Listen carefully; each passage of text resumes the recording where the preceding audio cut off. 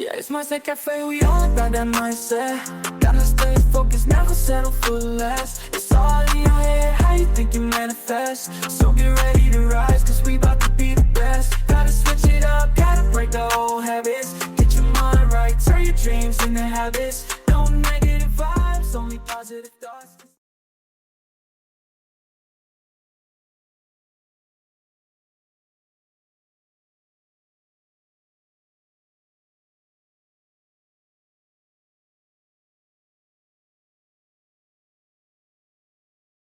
What is up, guys? Welcome to another episode of the Mindset Cafe podcast. It's your boy Devin, and today we got a special guest for you. I know all of our guests are special, but this one I'm honestly really excited about. He is a leader. He's a leadership expert. He is a speaker. He is a pastor with over 22 years of experience, really in guiding teams and individuals towards excellence and personal growth. And you already know everything with the Mindset Cafe. We're all about personal development, from your mindset to your physical fitness to your nutrition. So honestly, that's everything that we're going to be talking about today. So without further ado, I want to welcome Ken Hester to the show. Thank you so much for taking the time out of your day. Devin, what's up, man? I'm excited to join you and have a great conversation today. It's gonna be awesome. Awesome. So let's dive into your story. Where did like the personal development, where did the leadership, all that kind of stuff come in for you? Yeah, I mean, I think when we have great people in our lives, they just pull things out of you, right? They're going to pull potential out of you. And I think from an early age, just being involved in sports, soccer, basketball, I was involved in my youth group. I was involved in student development within my high school as well, and had different teachers, different coaches, different mentors, just developing me in different ways, challenging me, pulling potential out of me that I didn't even realize for 5 or 10 years, right? You just kind of like, it's just there. And then you look back and you go, oh, wow, that's what they were doing. That's why they pushed me a little bit more. That's why they asked me deeper questions. That's why they challenged me to take a different class or to go into a leadership development kind of environment with other leaders so I could learn and glean from them. So I feel like it's been a journey now for like 30 years. It's like, wow, okay. From the early ages of teenage life to just continuing to add on that in the college and now professional realm as well. No, that's so cool. So, I mean, what drew you to leadership, like in leadership development? When did you know that you had those skills? Because some people say that, some leaders are natural, some people are naturally born leaders. And for me, I believe that it's a skill. And yes, some people may be born with more of that skill, just like some people are just naturally talented at basketball, but Right. it's developed, right? And so where did you know that you actually had that skill and, really want to start honing in and developing it? Yeah, I read a book a while back. It's called Talent is Overrated.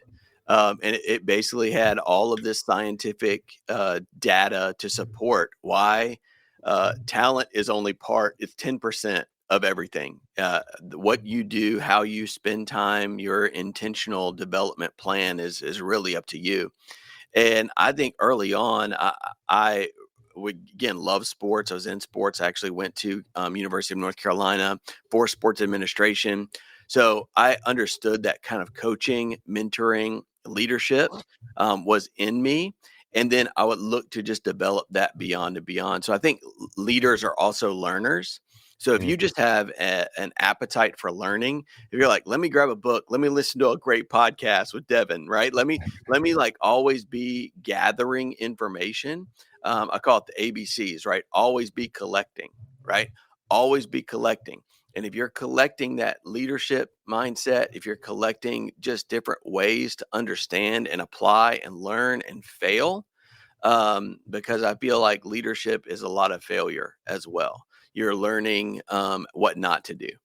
So you go, okay, well, let's try that. Let's take a risk. Let's figure that out. And although you can have great insight from books or from conversations or classes or podcasts, for you to actually take the risk, I think that's what leaders do better than anyone else is they take a risk.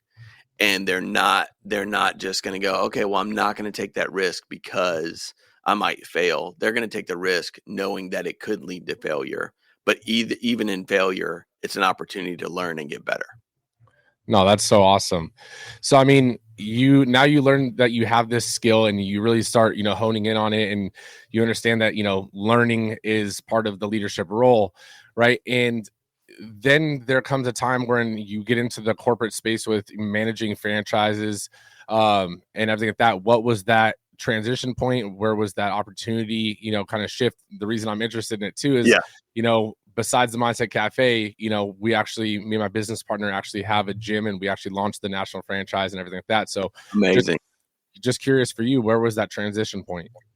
Yeah, I think learning from different models is helpful. So when I was in management in college, I managed Applebee's. I managed a sports bar and cafe as well that had multiple franchises. So I was learning from them, like, what did you do to scale? What did you do to add to your workforce? What did you do to limit that workforce? What specific areas did you do to inventory, right? What was working, what was not, using data to make decisions rather than feelings making decisions, right? You guys could be like, all right, great. Yes, we absolutely want to launch another franchise. We absolutely want to do that. But do we have the leadership in place to lead that franchise? Not just a manager, a leader. And managers are different than leaders. Managers will take what a leader says and apply it. But leaders will take what someone says and say, I got to make that better. So managers a lot of times will just kind of take their marching orders and go. But leaders will say, all right, I'm going to take that and I'm going to take action. I'm going to make it better. I'm going to build on what you said to make this successful. So I think when I've learned about franchises and about leading multiple organizations that have the same mindset, they can be, I use this language a lot, and they are identifiable but not identical.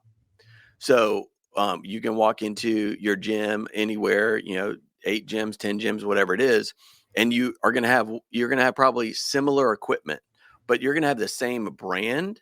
You're going to have the same color. You're going to have the same customer experience. You're going to have the same sign up. You're going to have the same follow up, right? But you're going to have different trainers. You're probably, based on where they are, you're going to have different equipment. So you might have more cardio equipment over here, but you might more have strength equipment at a different location because that's your clientele. That doesn't mean that you're a different organization. That means you're still identifiable as that organization, but the leader within it knows what's best for the community that they're trying to reach. So as you empower them and you're saying, great, I'm empowering you now as a leader, as that franchise manager or franchise operator, I want you to make the decision that is best to move that part of our organization forward. No, I mean, that is so powerful too, because like some people want to become managers, and not every manager is a good leader, right? And just because you have the role doesn't, or the title doesn't make you a leader, right? It just, and so how, I mean, because you kind of explained, if you want to become a leader, like what the steps are different between a leader and a manager, but how, as a, let's say, business owner, or how as a leader, can you tell if someone is a manager or a leader, below you, if you're trying to bring someone up? Yeah, sure. I think a lot of things you're doing is it is that evaluation process. I think sometimes we try to put someone in a leadership role because we need that role filled, rather than putting the right person in the role. Sometimes you need to leave that vacant. It might be a little bit more on your plate because now you've got 2 roles that you've got to manage. Okay, well, I just need to put a leader in. And if you feel like you're just putting a leader or a manager in place that isn't ready but fills the role, that's like a Band-Aid on a bullet hole, right? You go, okay, I don't see the bullet hole anymore, but that doesn't mean that it's fixed, or that doesn't mean that it's sewn up. That doesn't mean that it's healing. Right. So you're going to have that same issue 2 months from now, 6 months from now, because now that person that you put into place wasn't a leader, and they're going to step away, or you're going to have to fire them because 3 other people have quit since then, Yeah. No, I love that. Honestly, I love analogies, and that's the first time I ever heard Band-Aid on a bullet hole. That it was awesome. So so you went into managing corporate franchises. You're building up leadership teams, and you're really a student of the game of leadership, right? And you're learning from how different corporations do it, and basically taking the key components and understanding all that for yourself. Mhm. You know, you've coached high school basketball. I can see the basketballs behind you and everything. That's obviously that's a big part of everything. Yeah. But then there's a time where you go into ministry, right? And so Mhm. what was that? What was that driver? What was that, calling to go that route instead of staying in the corporate world or staying in the coaching world? What was you kind of hit all three of the realms of Yeah. leadership. Yeah. Yeah. I think it is calling, right? What I want to do is I want to add value anywhere I go. But what I really felt like was a calling in my life was to add value to the church.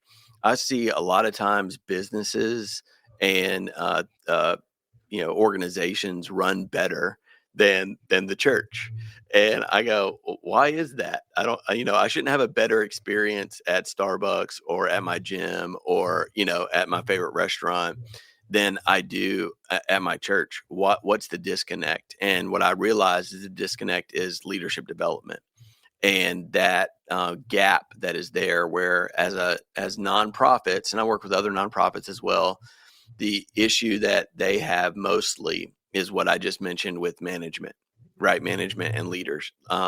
They're not leaders. You don't put them in leadership. You put them in leadership positions, but they're really just volunteers. And you say, all right, it takes me a long time to develop a leader. I have to I have to invest. There's time. There is, it's really just an ongoing thing. There's not like, I can send you to a 6-week class and you're going to be a leader. Like, no, that's not it. There's proximity. The closer that you are to someone, the more that they understand your style of leadership as well. So you've got to be able to say, what is your style of leadership? What is the culture? What am I trying to replicate? Because leaders really should be a replication of the leadership that is around them or that is above them. And if it's going in different directions, then it's not going to work. It's not going to work for either team. And so what I try to bring into the church space and nonprofit space right now is that corporate mindset of there are line items. I just got back from a leadership development institute, and a group from the LA Dodgers were there, a group from Pixar was there, a group from Disney was there, and because they've all invested into leadership development on their teams, right? I, I was the only one there representing kind of like a church or a nonprofit, you know? So I'll go, well, and I'm in a room of 40 or 50 leaders. And I say, well, the problem is that we say that leadership is valuable, but we don't actually invest into that leadership being valuable. So that's what I'd probably challenge people that are out there, even in for-profit organizations. You're like, why don't I have better managers? Why don't I have this? Why don't I have that? Well, how are you investing into that leadership? Are you going to conferences together? Are you doing continuing education? Or what are even if it's just listening to podcasts or reading books, are y'all doing that together and doing exercises to help support leadership development? Because it doesn't happen overnight. It just not, oh, I'm a leader today. Like, no, you might have leadership traits, but you've got to really hone those skills. You've got to develop those skills, as you mentioned before, and you've got to be very intentional about your own personal development, but also the development of those around you. So if I'm not leading, if I'm not learning, if I'm not going to, I'm currently taking a online class at Cornell for leadership development. You go, okay, I got to have different experiences, different insights, different learning tools that I can contextualize to my place. I'm not, okay, great. Well, I'm not going to do everything that Cornell says. I'm not going to do everything that this other institute said. I'm not going to do everything that Disney said or that whatever. Like, are they great institutions? For sure. Do they have great leadership, great culture, great understanding of systems and processes? 100%. But I've got to contextualize that into my framework the same way that you would. If I was going to coach you and meet with your group, I would say, what are your goals? What are your values? Where do you want to be? What do you want to accomplish? Then what leadership do we need to take? And what leadership gaps are there in getting to that point? No, definitely. And I love that, because you saying that, like, I'm so big on that too, is where, leadership, it's like you could go to, let's say, Cornell, and you can go to the summit, and you can go to these things, and you learn one thing of it, right? One aspect, one perspective of leadership or of problem solving, whatever the case may be. And essentially that's one tool you get to put in your tool belt. But imagine if you had to work for the rest of your life and you only had a Phillips screwdriver, right? That doesn't work for everything. Yeah. Right. So it's like that's the same thing with how you said, going to a different school, getting different perspective, getting a different way to contextualize it, and, be able to convey that, because sometimes, like, that analogy you gave might resonate with me, of the bullet hole and Band-Aid, but it might not, click with someone else. Right. Right. So I love that so much. And I do want to rewind real quick, because you mentioned a word real quick, and it was really interesting, because the word culture and building a culture within both a business and a ministry, or within a church, right? They are still one and the same, because culture, community, tribe, whatever you want to add the word, right? It's there. So how do you create a culture, like, where a team can thrive, or where a team can really just grow instead of just be or just function? Yeah, it really starts with your core set of values. What do you value, right? You mentioned that as we started the podcast, right? Like, okay, we're talking about health. We're talking about leadership. We're talking about good eating. We're talking about good exercise. Like, these are the things that we talk about to make sure that this is what we value. Your listeners value a certain set of things. That's why they continue to listen. They go, I'm going to continue to get that, and I know I can go there for that. And so whatever your values are will help drive your decisions. So when you're creating a culture, you've got to say, what are the values of our culture? They drive the decisions that we're making, and then that reinforces the culture, right? So it's easier to hire that way. It's easier to retain people that way, because you go, oh, well, do your values match up with our values? Now, the problem is that a lot of organizations have a strong set of values, but people don't. I love your values, so I'm gonna join your organization because you've got great values. So what I would challenge you and the people listening today is, if whatever part of the organization that you play, do my personal values match up with the organization that I'm a part of? Because if they don't, that's probably where your frustration lies. The organization is making decisions based on the values that they founded their organization on. And if your personal values do not match that, then your culture will not match that. Then you will be frustrated in your role and in your job, and you go, well, maybe I just need to work in a different role, or maybe I need to do this or that. No, your values and the decisions that are being made at a higher level than yours are based on a value set that doesn't match with your personal values. So if you value health, but you work at a fast food restaurant, you're probably going to be frustrated, right? Like, okay, cool. Like, but if you're like, okay, I don't value working out at all. Well, I'm no offense to anybody out there that might be a 500-pound trainer, but I'm not going to go to them for training, right? Or like, that's not really because clearly your values don't match what you're selling, right? So your personal values have to match your organizational values, which then is an overlap of culture. Make sense? No, definitely. And I mean, if you're a 500-pound trainer, take your own advice. I will say that I'll be the aggressive one for you, Ken. Right. Yeah. Like, being in the industry, like, this is the one thing that drives me nuts, is because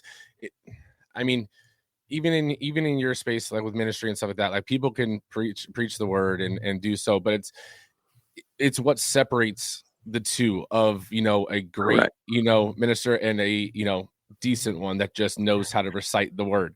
Right. Same thing with, training. It's like some people get a certification, they go to school and they're telling their clients do A and then they're doing B. Like I've seen trainers, at other gyms, like smoking cigarettes in the parking lot. And I was like, do you guys not know that just because you're outside the door doesn't mean the members don't see you Right. once, it's like, come on.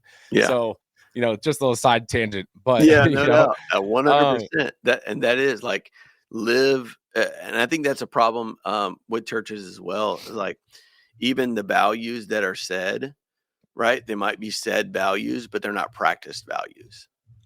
And when those things don't match up, that's why people leave churches. That's why people leave, it's not because the pastor was bad or because the worship was bad or because the people are bad. It's because what you said your values are, you are not supporting those values in action.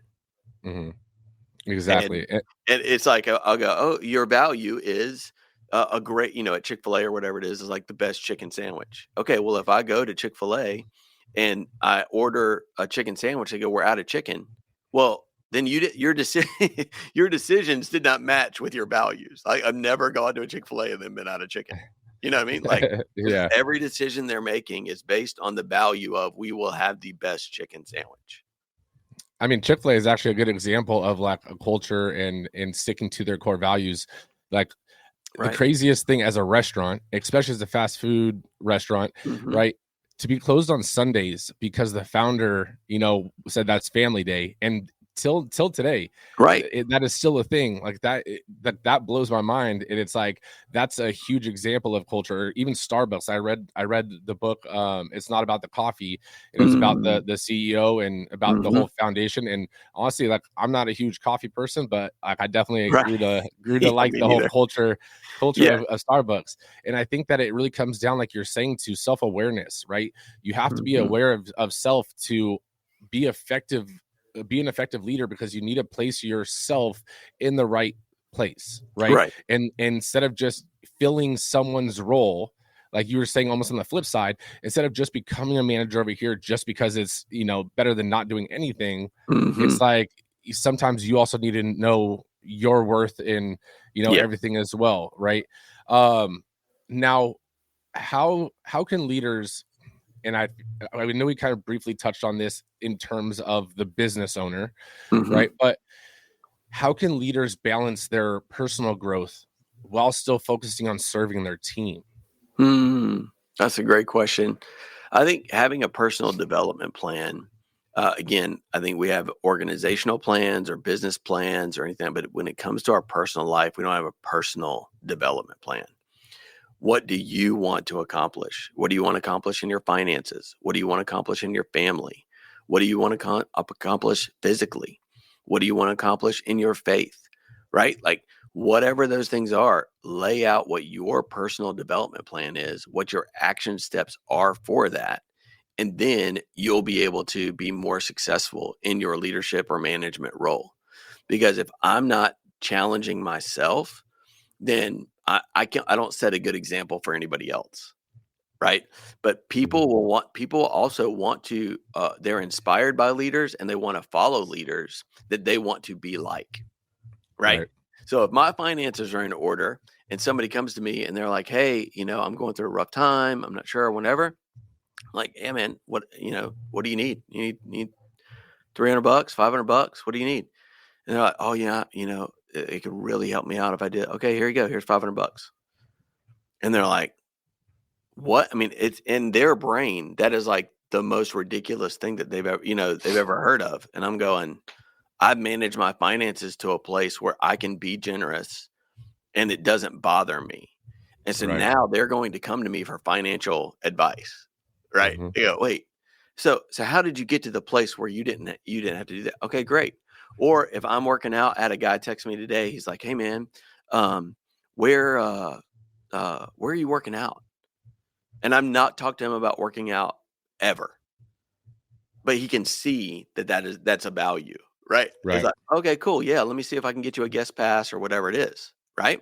Mhm. So those types of things. I talked to another guy earlier in the week, and he was like, he's looking for a job, and he's trying to. He called me not because I can get him a job, but because he knows that I figured out what my values were to be in the right lane to be successful. So he's like, "How did you figure that out?" Because I'm applying everywhere, and I said, "Stop applying everywhere." I said, "Apply for the only the things that you want to do, only the things that match up with your values, only the things that only the organizations that you want to be a part of." Man, I never thought Yep. about that. Yeah, because you're going to bring more passion to that interview because you want to be a part of that organization, like subliminally, subconsciously, however you want to talk about it. Like when you go into an interview that you just applied to randomly on Indeed or whatever, they're going to feel that, Mhm. right? But if you go, no, man, I absolutely these are organization values. They match up with my values. I feel like I can bring A, B, C, X, Y, Z to the organization and help you move forward in this way. 100%, you're at the top of the list now. Mm. And I think that if people can figure out again how they're leading themselves, it will help them understand how they lead others. Oh, I love that. And I want to even add to what you're saying too, is like with the whole job thing with Indeed, right? In knowing what companies you line up with and everything like that. Like I 100% agree with what you just said. And I want to get your take on this because I feel that sometimes, let's say you're looking for a man, just for terms, manager position, right? Mhm. Because you've been a manager in the past, you want to be a manager right now, Mhm. but you really want to work for this company because you align with their core values and everything like that, and you're going to be with them for the long haul. Yep. My opinion is sometimes it's better to just get in and prove Yes. your worth than demand your worth from the get-go, because if you do have the skills, it will show. And I promise you, as a business owner, like if Mhm. someone says they're a manager and they come on and then all of a sudden they're not, like they're probably gonna be let go fairly quick. But Right. if someone says they're a manager but they're willing to come in at any position, they're probably gonna get that position fairly quick if they actually demonstrate those skills. Yep. 100% agree with you. Get your foot in the door. If if you know that you align with an organization, you go, well, it doesn't pay me that much or that. Fine. Like hustle, grind, figure it out. Like go Instacart or do whatever you got to do. But if you know that you want to be in there for the long haul, it's like with any other relationship. Like I'm not going to put a ring on it after the first date, right? Like, okay, like that's probably not a smart decision, you know? So it's like, well, I don't understand why they didn't just make me the CEO. Like, well, I don't even know you. Like, I'm not going to Yeah. make you. I'm not put you in after an hour conversation. I'm not just going to put you in a leadership role over people that have been at my organization for a year, 2 years, 3 years. Like, they, I'm going to make sure, and they may not have the leadership. There's kind of two lanes to that. One would be, how are you developing the people that are already in your organization for a Mhm. role that you need to fill in management, rather than trying to find a management role? There should be somebody, if you're a great leader and you're developing people around you and you have a mindset of leadership, then there should be a plethora of people that when that job opens, I already know these three people, I'm going to ask them to apply for this role. Right. Yep. Um, so kind of take a deep look at yourself. But on the other side of it, if you are in a management position and you say, I'm willing to be a part of anything here, because everything aligns with who I am. And I will prove to you that I'm a leader regardless of my title. That right there, that statement, I'm a leader regardless of my title, will get you in leadership faster than you can blink. That was actually, it's funny you just mentioned that. I was actually going to ask that correlation, because some people think that they need to have a title to be a leader. Hmm. And just, for us, like even at my gym and with the franchise, like I don't hire managers. You Mm-hmm. get management, become a manager through merit. I don't care if you've been Yep. here for 5 years, 1 year, 6 months. The best person for the job gets the job, Yep. right? But we do it all internally. But now someone that isn't a manager, can they be a leader? And if you want to be a manager, should you start leading now, essentially? Yes. 100%. Like lead you, lead yourself, lead the people around you, lead up, right? Oh, my manager, people say this all the time. Well, my supervisor doesn't do this or my manager doesn't do that. Okay, well, do it for them. Mm-hmm. Like nothing's stopping you from leading at the level, and nothing says that they're going to be in that role forever. Nothing says that they're going to be in your role forever. But you can control what you can control. Don't we worry too much about the things that we can't control. Yes. Worry about what you can control. And I can control my actions. I can control. Well, my manager wasn't even here. They didn't even open the doors. I'm not going to get there early because they don't get there early. That's a reflection of you, not a reflection of them. Yep. Right. So I'm going to be here early. I'm going to walk. And if I got to stand outside, I'm going to stand outside. But my manager, somebody's going to know. The security camera is going to pick it up. Right. And it's like, hey, why is Ken always there 10 minutes, 20 minutes, 30 minutes before? You're showing leadership skills and values that go far beyond your role. And if you're staying after to clean up, if you're doing whatever it is, think of yourself as part of the team. How can you be the best teammate?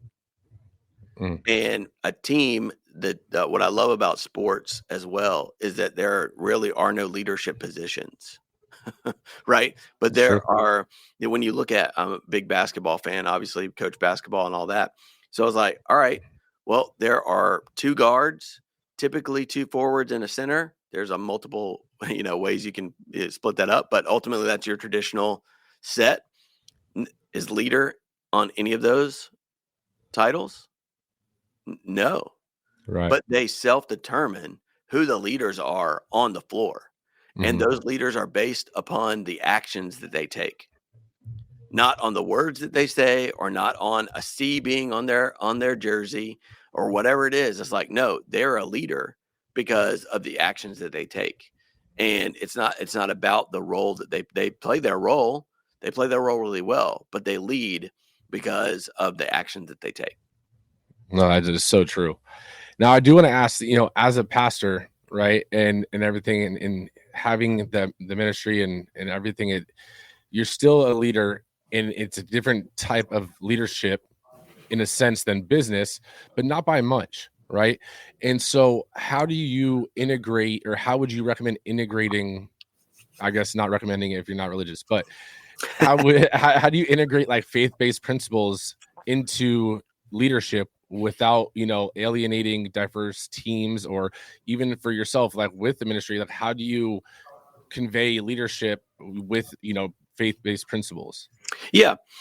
Again, a lot of it overlaps, right? So you don't have to say that you learned it in this one by reading scripture or by doing this or by doing that. But you go, hey, I was reading this leadership book on proximity, and what it showed me is that the leader spent more time with his highest level management or his highest level leaders than anyone else, and the amount of time that he spent with them was very intentional. He challenged them. He restructured them. He didn't actually give them titles and told them that titles weren't important. He told them that it was more about the actions that they took than the titles that they had.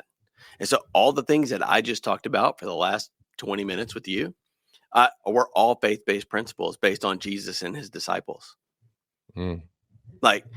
Jesus in proximity had those 12 guys closest to him for 3 years, 24/7. And taught them what they needed to do, what they needed not to do, even told them, it doesn't matter if you're at my right hand. It doesn't matter it doesn't matter what your title is. It doesn't matter what this is. What matters is the goal. What matters is where we're going. What matters is how you act. What matters is how you bring others along with you. And all of that, although is based out of a scripture and based out of faith, completely applies to everything in leadership and management and in any organization. What's crazy is I heard something in it.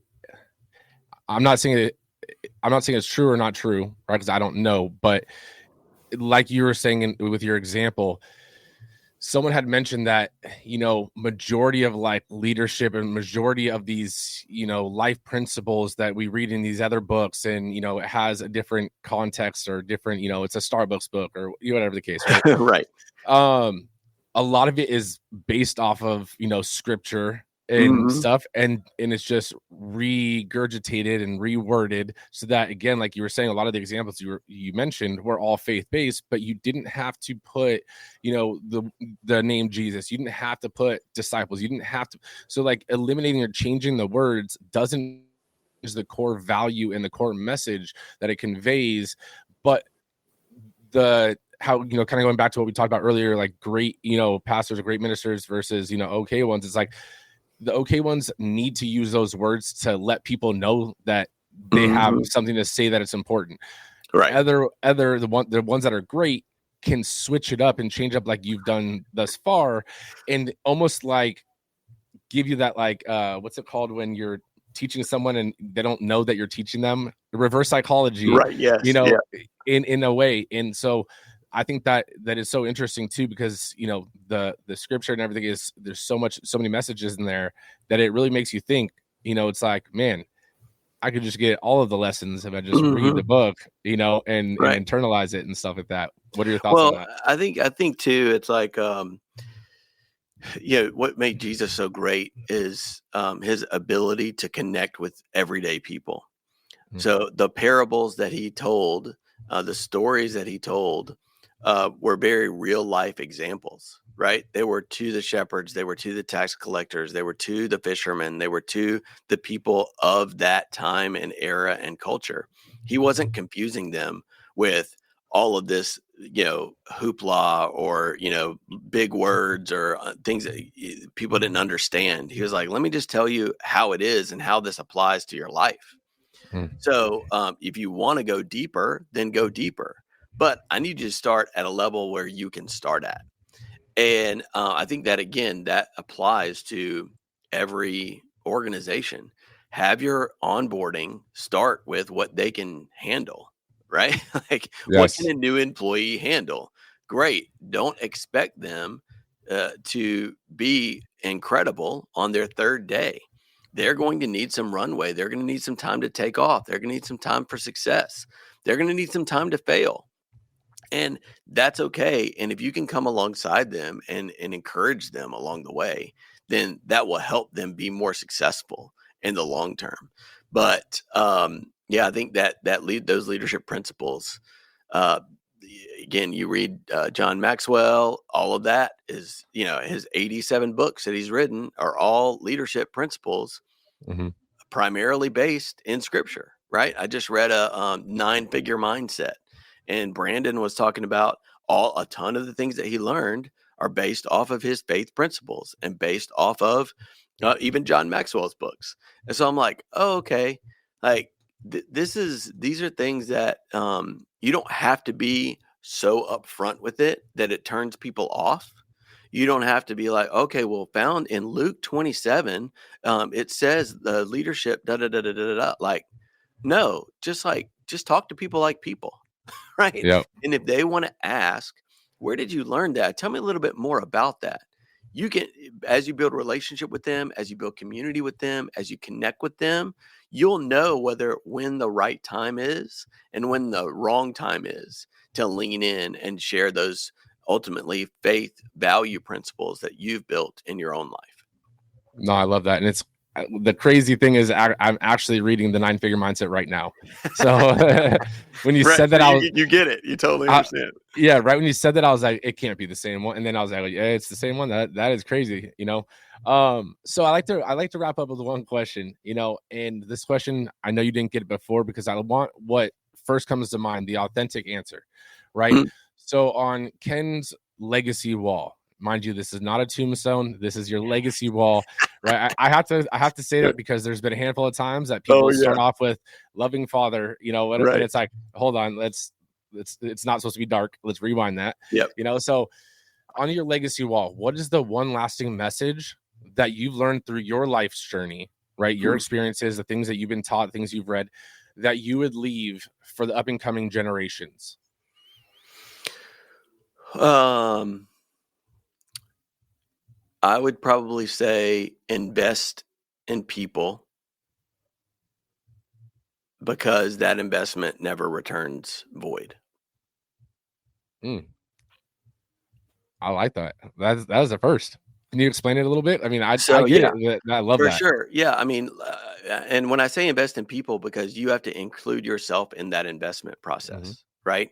So there's a ton of things that you can invest in. You can invest in, obviously, your health, your finances. You can invest in stock. You can invest in businesses. You can invest in all of the things. But the more you invest in yourself, the more return that you will get. Yeah, okay, I'm gonna invest. I'm gonna make sure that I've got, again, a good health plan, a good, understanding of my family values, a good faith, perspective, a good financial plan. Like, I'm gonna invest into making myself better in all of these ways. And instead of investing into things that don't return anything for you, you're like, oh well, I want to get those new headphones, or I want to get that new car, or I want to get that new. It's not that you can't have those things, but if you invest in the right things, then those other things will come to you automatically, right? So if Mhm. I get my finances right, if I get my budget right, if I pay off my debt, if I don't get in over my head, if I live under my means, if I like things like, that you feel like everybody should know, but it's like, man, can you live on 80%? Can you save 10%? Can you give away 10%? If you live like that, that is a financial principle that tons into, I mean, even, millionaires, billionaires, whatever, they'll go, I can live on 20% and I can give away. And now I don't have to pay taxes because I'm giving away 50% of my income. Wait, what? How do you get there? Well, it starts in small increments, right? Mhm. So then you can start adjusting those percentages over time. Yeah, okay, great. If I did 80, maybe I could do 79. Maybe I do 78. And if you do that over a 30-year time frame, well, now you're living off of 40% and you're giving Mhm. away and you're saving and you're investing. But all of that means all that has to start with, I'm going to invest in understanding my financial future better. So I'm going to read that investment book. I'm going to listen to that investment podcast. I'm going to sit down with an investment broker. I'm going to get somebody mentoring in my life that is 30 years ahead of me, so I know what they're doing and they can speak into it. So I'm just using finances as one example of that, but you can apply it to all of the different examples and say, if I invest into me, then and people around me, then I know that I will always get a return on that investment. No, I love that. Where can people connect with you and learn about what you have going on? Yeah, LinkedIn is always a great place. I love just a platform of business leaders. It's just a different understanding, right? Like Mhm. this is what we're growing businesses together. We're investing into that community in that way. So I love LinkedIn, and then Instagram is more on the personal side, right? You'll see more about Mhm. my family. You'll see about more of my interests. But I'll respond either way. Direct messages in either of those platforms, and would love to continue a conversation with anybody that wants to have one. Awesome. Well, thank you so much for taking the time out of your day to hop on. And guys, make sure that if you're listening, if you got anything out of this, which I know if you say you didn't, you are lying because even I did, right? And it's one of those things that make sure you guys share this with your circle. This is the easiest way to not help us out, but help your circle out, right? This is an investment into your circle by giving them some knowledge to help them grow. And in return, it helps your entire circle grow, which lifts you up as well in your investment into them. So with that being said, make sure you guys share this episode with a friend. Ken, again, thank you so much for taking the time out of your day. Thanks, Devin. It was great. Love the conversation, man. We'll definitely keep in touch soon. Yeah. No negative vibes, only positive thoughts. Just in the game of life, mindset calls the shots. Got my mind on the prize, I can't be distracted. I stay on my grind, no time to be slack.